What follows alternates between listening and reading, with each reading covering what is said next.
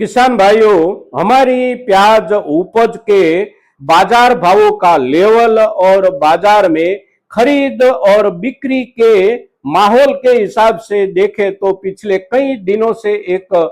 स्थिरता के साथ प्याज का व्यापार हो रहा था, किंतु सरकार की ओर से खरीदी जा रही प्याज सरकारी दोनों एजेंसियां जो महाराष्ट्र और कर्नाटका से प्याज की खरीदारी कर रही थी, ये दोनों एजेंसियां नफेड और एनसीसीएफ की तरफ से खरीदी जा रही प्याज में घोटाले का मामला 2 दिन के पहले सामने आया है। तो इस घोटाले के मामले को लेकर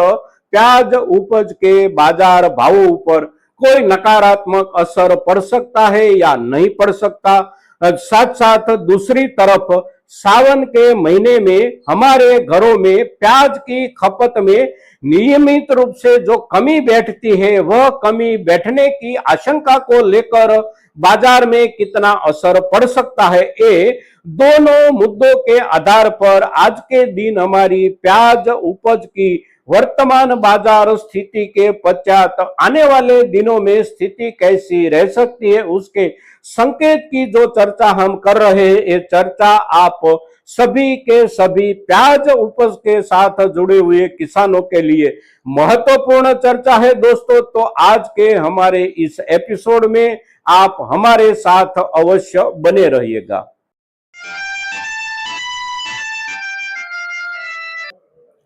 नमस्कार, स्वागत है आप सभी का आपकी अपनी चैनल भारत की बात गौतम के साथ में। दोस्तों, आज दिनांक है 30 जुलाई 2026 और दिन है गुरुवार का। आज के एपिसोड में आपके साथ हमारी प्याज उपज की चर्चा हम जो कर रहे हैं, इस चर्चा के दो प्रमुख बिंदु है। एक बिंदु नफेड और एनसीसीएफ की प्याज खरीद में घोटाले की खबर और दूसरा मुद्दा है सावन के महीने को लेकर प्याज खपत में जो कमी बैठती है, वह कमी का बाजार में हमारी प्याज उपज के भावों पर कितना असर पड़ सकता है। और ये दोनों मुद्दों की चर्चा करें उसके पहले वर्तमान बाजार भाव की तरफ एक सामान्य नजर डाले तो हमारी प्याज उपज कल बुधवार के दिन बाजारों में जो भावों से बिकी, वह भावों का लेवल हमारी प्याज निचले दर्जे की क्वालिटी प्रति क्विंटल 700 रुपये से शुरू होकर 900 रुपये के बीच में बिक रही थी। कुछ अच्छी क्वालिटी हो तो वहां से यानी कि 900 रुपये से शुरू होकर 1100-1200 रुपये प्रति क्विंटल के भावों से बिक रही थी। फिर उसके ऊपर वर्ग के हिसाब से भावों में बदलाव के साथ हमारी बेस्ट रेंज क्वालिटी प्याज के बाजार भाव प्रति क्विंटल 2200 से लेकर 2300 रुपये तक बिक रही थी और हमारी प्रीमियम रेंज क्वालिटी प्याज उपज के भावों की शुरुआत 2300 रुपये से होकर ऊपर में 2600-2700 रुपये तक भी बाजार में प्याज बिकती हुई कल के दिन दिखाई दी थी। तो ये भावों का लेवल और भावों के कल के लेवल और इस सप्ताह के भावों का लेवल देखें तो भी बीते हुए सप्ताह के तीनों दिनों के दौरान भावों की स्थिति ज्यादातर बाजारों में ऐसी ही रही थी। उसके पहले वाले सप्ताह में देखें तो वह सप्ताह में भी भावों का कोई ज्यादा बदलाव बाजार में नहीं देखने को मिला था। सामान्य रूप से जुलाई की शुरुआत से देखें तो भी बाजार में भावों का यही लेवल बना हुआ था और ये जो लेवल बना हुआ था और भावों में एक स्थिरता बनी हुई थी, उसका एक आधार सरकारी खरीद का हमें अवश्य मिला हुआ था। सरकार की ओर से प्याज की खरीदी जो भी की जा रही थी, वह खरीदी की जा रही थी प्रति क्विंटल 2125 रुपये से लेकर 2175 रुपये के बीच में और सरकार की ओर से ये खरीदारी जो भी चल रही थी, वह खरीदारी किसी भी प्रकार की बुरी खबर के बिना अगर चलती ही रहती तो कोई चिंता का कारण नहीं बनता था। किंतु 2 दिन पहले वहां पर गड़बड़ जाले की खबरें आई है और एक बड़ा घोटाला भी सामने आया है। सरकार प्याज के जिस वर्ग की खरीदारी के लिए भाव दे रही थी वह वर्ग की प्याज नफेड और एनसीसीएफ को देने के लिए सरकार की तरफ से निकाले गए जो भी टेंडर थे वह टेंडर भी उसी लोगों को ही भरने थे जो लोग सीधा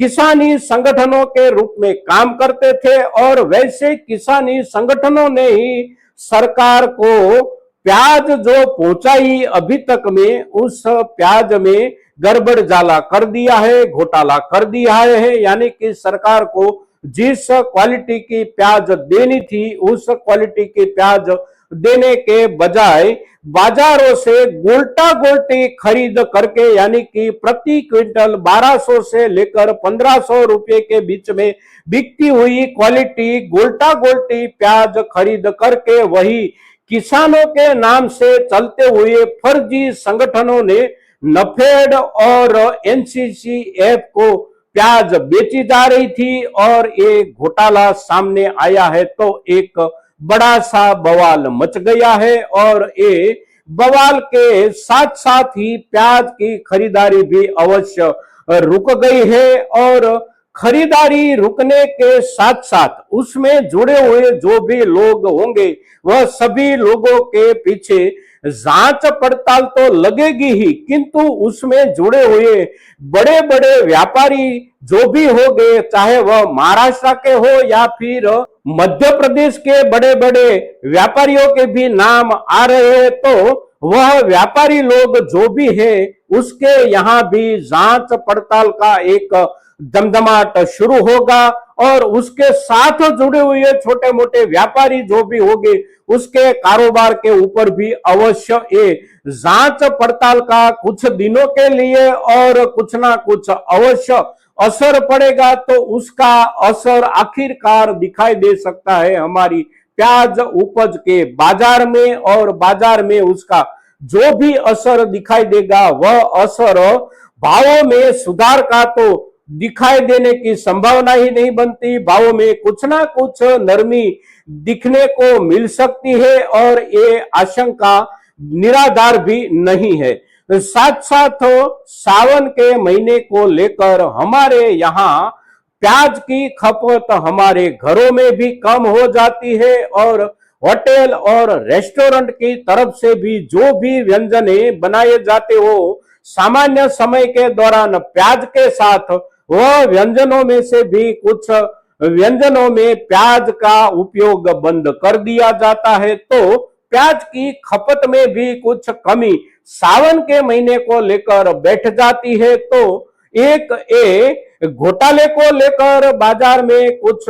नरमी की आशंका बैठती है, साथ साथ सावन के महीने की कम खपत को लेकर भी बाजार में कुछ नरमी की आशंका बैठती है। अब नरमी की आशंका कितनी बैठती है और कितने समय तक बैठ सकती है, तो उसके लिए एक उत्तर मिलता है हमारी तरफ से बाजार में कितनी प्याज की थोक जाती है। पिछले समय के दौरान देखें तो जुलाई की शुरुआत से लेकर आज तक में शुरुआती दौर में जो प्याज जा रही थी बाजार में पूरे देश में, उसका थोक सरकार ने जो बताया था वह थोक था प्रतिदिन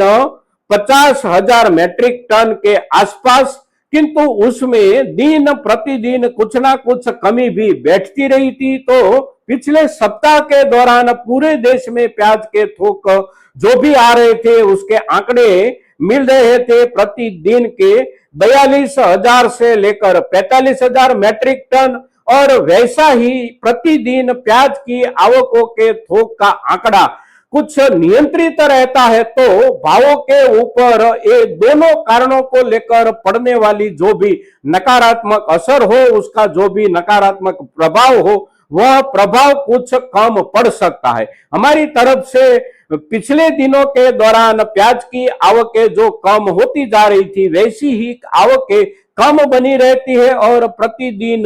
2,000 मैट्रिक टन 3,000 मैट्रिक टन तक प्याज कम जाती है देश के बाजारों में। तो भावों का ये जो लेवल है ये लेवल बने रहने की संभावना ज्यादा है, किंतु एक चिंता बैठ जाती है अगर हमारे किसानों के दिमाग में कि प्याज के भावों में नरमी के पश्चात गिरावट भी आ सकती है, ये नफेड़ के घोटाले के चलते, तो उसकी असर के चलते प्रभावित होकर हमारे किसान समुदाय की तरफ से अगर बाजार की और प्याज का थोक बढ़ जाता है तो उसका असर अवश्य नरमी के हिसाब से नकारात्मक बैठ सकता है। दोस्तों, हो सकता है कि हमारे पास अब ज्यादा प्याज बची ही नहीं है तो बाजार की तरफ प्याज का ज्यादा थोक बिक्री के लिए ना आए, और अगर ऐसा ही बना रहता है बाजार में तो बहुत ज्यादा चिंता की जरूरत नहीं है। किंतु ये दोनों कारणों को लेकर सप्ताह भर के लिए या 2 सप्ताह भर के लिए बाजार के ऊपर अवश्य कुछ सामान्य असर तो देखने को मिलेगा दोस्तों। फिर उसके पश्चात बाजार अवश्य प्याज की कमी को लेकर आगे जा सकता है, किंतु इस समय के दौरान संभल कर चलना है दोस्तों। प्याज की उपज के ऊपर और खास करके प्याज की उपज और प्याज के बाजार के साथ टकराई हुई ये जो दुर्घटना है नफेड़ और एनसीसीएफ की गड़बड़ जाले वाली, उसको लेकर आज के दिन हम आपके साथ जो भी चर्चा कर रहे हैं, आज की हमारी ये चर्चा प्याज उपज के साथ जुड़े हुए हमारे सभी के सभी किसानों के लिए बहुत ही महत्वपूर्ण चर्चा है दोस्तों। तो ज्यादा से ज्यादा किसानों तक आज का हमारा ये एपिसोड पहुंचे, इसके लिए आप सभी के सहयोग की अपेक्षा के साथ जय हिंद, जय भारत।